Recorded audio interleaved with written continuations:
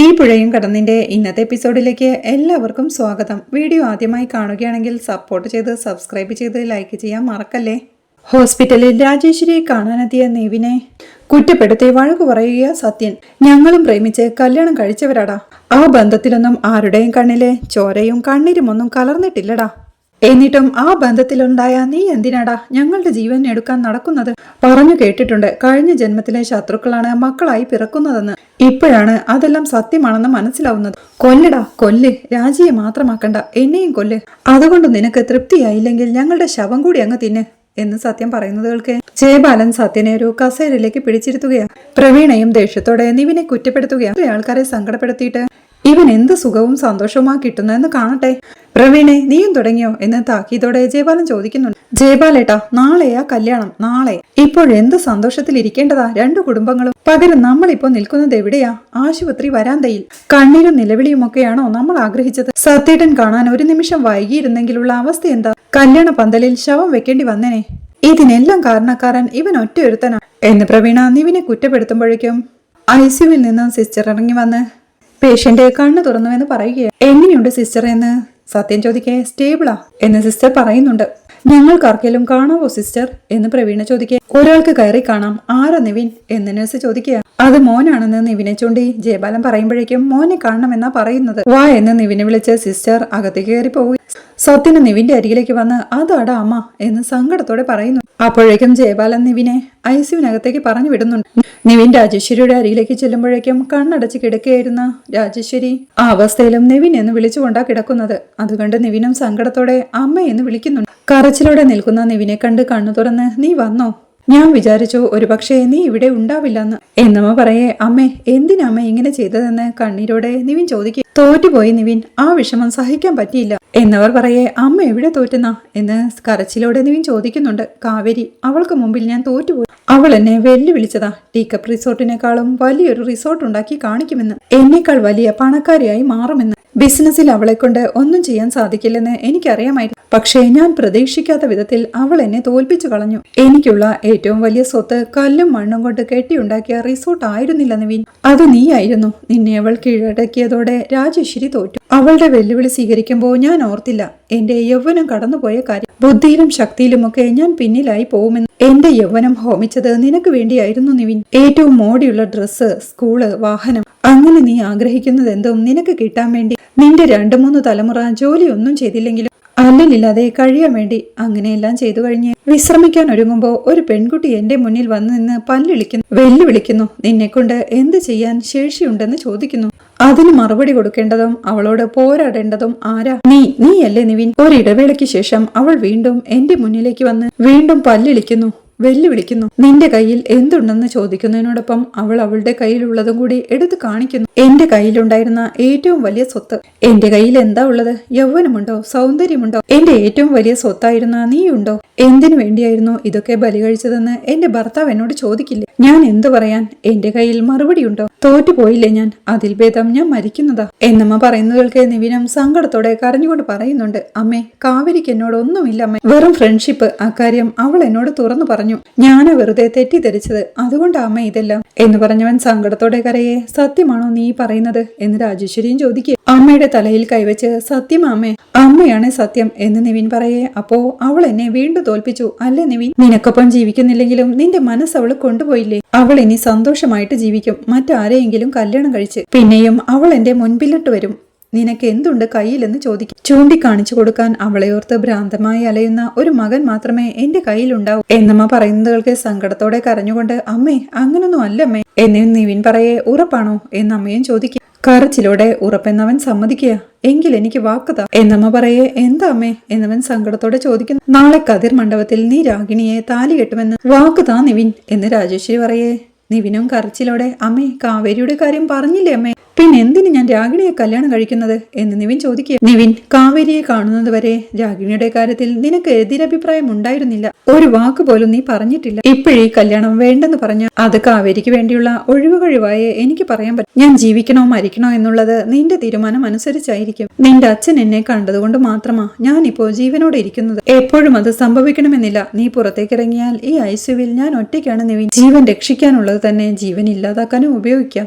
അങ്ങനെയാണല്ലോ ഞാൻ ഇവിടെ വന്നത് തന്നെ എന്നമ്മ പറയുമ്പോഴേക്കും സിസ്റ്റർ അങ്ങോട്ട് വന്ന് സമയം കഴിഞ്ഞു കേട്ടു എന്ന് പറയേ നിവിനെ പൊയ്ക്കോ എന്ന് രാജേശ്വരിയും പറയും. കരഞ്ഞുകൊണ്ട് നിവിനും അമ്മേ പ്ലീസ് എന്ന് പറയുന്നുണ്ടെങ്കിലും എനിക്കൊന്നും സംസാരിക്കാനില്ല, നീ പൊയ്ക്കോ, നീ പോ, എനിക്കൊന്ന് ഉറങ്ങണം എന്ന് രാജേശ്വരി പറയുമ്പോഴേക്കും അതെ പേഷ്യന്റിനെ ഡിസ്റ്റർബ് ചെയ്യരുത് കേട്ടോ എന്ന് പറഞ്ഞ് സിസ്റ്റർ അവിടുന്ന് പോകും. നിവിനും കണ്ണു നിറഞ്ഞ് അമ്മയെന്ന് വിളിച്ച് അമ്മയുടെ കൈ കവർന്നെടുത്ത് വാക്കമ്മേ വാക്ക്, കല്യാണം കഴിച്ചോളാം ഞാൻ രാഗിണിയെ, നാളെ ഞാൻ കതിർ മണ്ഡപത്തിൽ ഉണ്ടാവുമെന്ന് അമ്മയ്ക്ക് വാക്ക് നൽകി നിവിൻ ICUവിൽ നിന്ന് ഇറങ്ങുകയാ. സങ്കടത്തോടെ കരഞ്ഞുകൊണ്ട് അവിടെയുള്ള ചേറിലിരിക്കുമ്പോഴേക്കും അവന്റെ മനസ്സിലേക്ക് കാവേരിയെ ആദ്യമായി കണ്ടത് മുതലുള്ള കാര്യങ്ങളാണ് ഓടിയെത്തുന്നത്. അവളുമൊത്തുള്ള ഓരോ നിമിഷങ്ങളും ഓർത്തെടുക്കെ അവൻ സങ്കടത്തോടെ അവിടെ ഇരുന്ന് പൊട്ടിക്കരയുകയാ. രാത്രിയാവുമ്പോൾ സ്നേഹതീരത്തിൽ എല്ലാവരും ടെൻഷനോടെ റൂമിലിരിക്കുക.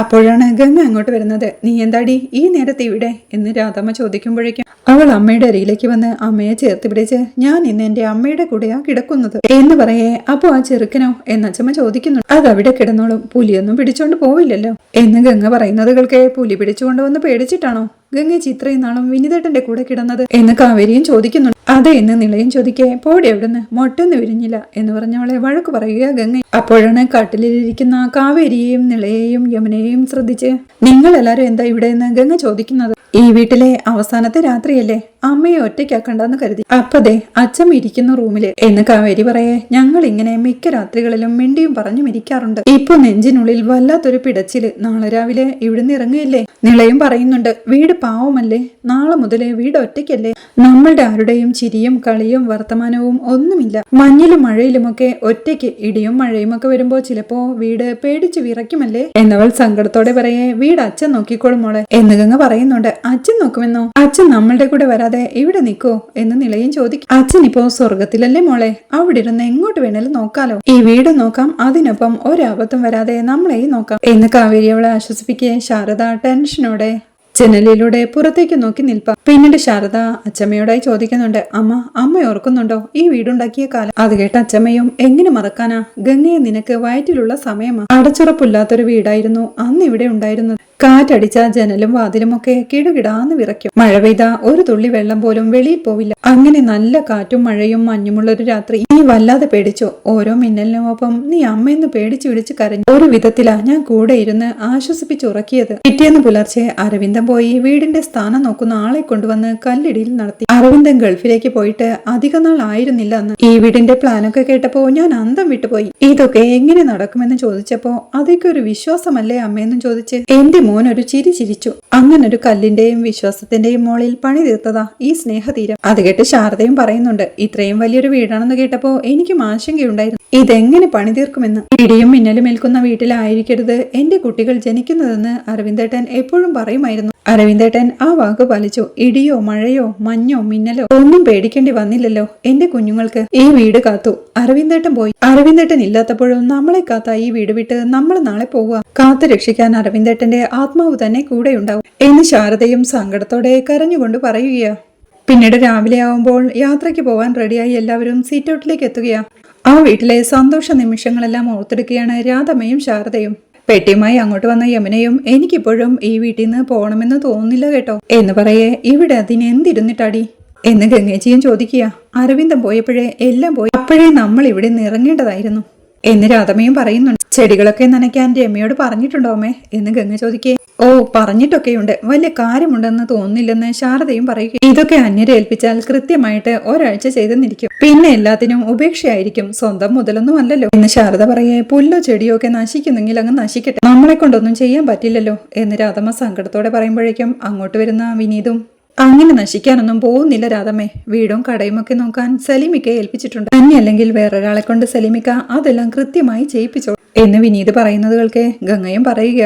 ഈ ചെടികളൊക്കെ അച്ഛൻ അത്രയ്ക്കും പ്രിയപ്പെട്ടതായിരുന്നുവെന്ന്. എന്തു പറഞ്ഞിട്ട് എന്താടി, ഇതൊക്കെ പ്രിയപ്പെട്ടതായിരുന്ന അരവിന്ദനിപ്പോ ഭൂമിക്ക് മേലെയുണ്ടോ? ദേ ആ നിൽക്കുന്ന മരം ഞാൻ നട്ടതാ, എനിക്ക് ആ മരം നോക്കി ഇവിടെ ഇരിക്കാൻ പറ്റുമോ? ഇരുന്നാൽ തന്നെ എത്ര കാലം. ഭൂമിയിൽ വളരുന്ന ഓരോന്നിന്റെയും ആയുസ് അത് ജനിക്കുമ്പോഴേ ഈശ്വരൻ നിശ്ചയിച്ചിട്ടുണ്ട്, അതിനെ നമ്മൾ പരിപാലിച്ചാലും ഇല്ലെങ്കിലും. ബൈബിളിൽ പറയുന്നുണ്ട് മനുഷ്യജീവിതം പുൽക്കൊടിക്ക് തുല്യമാണ്, ചുടുകാറ്റടിക്കുമ്പോ അത് വാടിപ്പോകും, അത് നിന്നിരുന്ന സ്ഥലം പോലും ആൾക്കാർ മറക്കും. മരത്തിന്റെയും മനുഷ്യരുടെയും കാര്യം ഒരുപോലെ തന്നെയാ എന്ന് രാധമ്മ പറയുമ്പോഴേക്കും അയ്യോ എന്റെ കോളേജ് ബാഗ് എടുത്തില്ല എന്ന് പറഞ്ഞ് യമുന അകത്തേക്ക് ഓടി പോകുന്നത് കണ്ട് ഒരു വഴിക്ക് പോകുമ്പോഴാണോ തിരിച്ചു കയറി പോകുന്നത് എന്ന് രാധമ്മയും പറയുന്നുണ്ട്. അച്ഛന് ഫോട്ടോ എടുത്തോ മോളെ എന്ന് ശാരദ ഗംഗയോടായി ചോദിക്കുക. അമ്മായി പേടിക്കണ്ട, അതൊക്കെ ഭദ്രമായി പാക്ക് ചെയ്ത് വെച്ചിട്ടുണ്ട്. അത്യാവശ്യ സാധനങ്ങൾ മാത്രം എടുത്താൽ മതി, ബാക്കിയൊക്കെ സലീമിക്ക ഒരു വണ്ടിയിൽ അങ്ങ് എത്തിച്ചോളും എന്ന് വിനീത് പറയുമ്പോഴേക്കും കാവേരി എവിടെടി എന്ന് ശാരദ ചോദിക്കുക. അവള് നിളയ്ക്കൊപ്പുണ്ടെന്ന് ഗംഗ പറയുമ്പോഴേക്കും നിളയും തന്റെ ബാഗുമായി അങ്ങോട്ട് വരികയില്ലേ. കാവേരി ഇറങ്ങിയില്ലേ എന്ന് ഗംഗ ചോദിക്കേ. കാവേരി ചേച്ചിയോ? അവിടെ ഇല്ലായിരുന്നല്ലോ. ഞാൻ വിചാരിച്ചോ ഇവിടെ ഉണ്ടാവുമെന്ന്. നമ്മൾ തിരിച്ച് ഇങ്ങോട്ട് തന്നെ വരുമല്ലോ അല്ലേ അമ്മേ? അധികം താമസിക്കാതെ വരണേ അമ്മേ, അല്ലെങ്കിൽ എനിക്ക് ഫ്രണ്ട്സിനെയും ടീച്ചേഴ്സിനും ഒക്കെ മിസ് ചെയ്യും എന്നവൾ ടെൻഷനോടെ പറയാ. വരുമിടാ, ഇങ്ങോട്ട് തിരിച്ചു വരാതെ നമ്മൾ എവിടെ പോവാനാ എന്ന് വിനീത് അവളെ ആശ്വസിപ്പിക്കുന്നുണ്ട്. അപ്പോഴേക്കും യമുന തന്റെ ബാഗുമായി അങ്ങോട്ട് വരികയാ. കാവേരി ഇതുവരെ ഇറങ്ങാറായില്ലേ എന്ന് ശാരദ ചോദിക്കുക. അതിന് കാവേരി ചേച്ചി വീട്ടിലില്ലല്ലോ എന്ന് യമുന പറയുന്നത് കേൾക്കെ ടെൻഷനോടെ നിൽക്കുന്ന ശാരദയെ കാണിക്കുന്നിടത്താണ് ഈ എപ്പിസോഡ് അവസാനിക്കുന്നത്. നിവിന്റെയും രാഗിണിയുടെയും കല്യാണം നടക്കുന്ന ഓഡിറ്റോറിയത്തിലേക്ക് കാവേരിയും കൂട്ടരും എത്തുന്നതും അച്ഛൻ സമ്പാദിച്ച പണം ജയപാലന്റെ കയ്യിൽ നിന്ന് വാങ്ങിച്ചെടുക്കുമെന്ന് വെല്ലുവിളിയോടെ കാവേരി അവരെയും കൂട്ടി മണ്ഡപത്തിലേക്ക് കയറി ചെല്ലുന്നതുമാണ് നാളത്തെ എപ്പിസോഡിലെ വിശേഷങ്ങൾ. വീഡിയോ ഇഷ്ടമായാൽ സപ്പോർട്ട് ചെയ്ത് സബ്സ്ക്രൈബ് ചെയ്ത് ലൈക്ക് ചെയ്യാൻ മറക്കല്ലേ.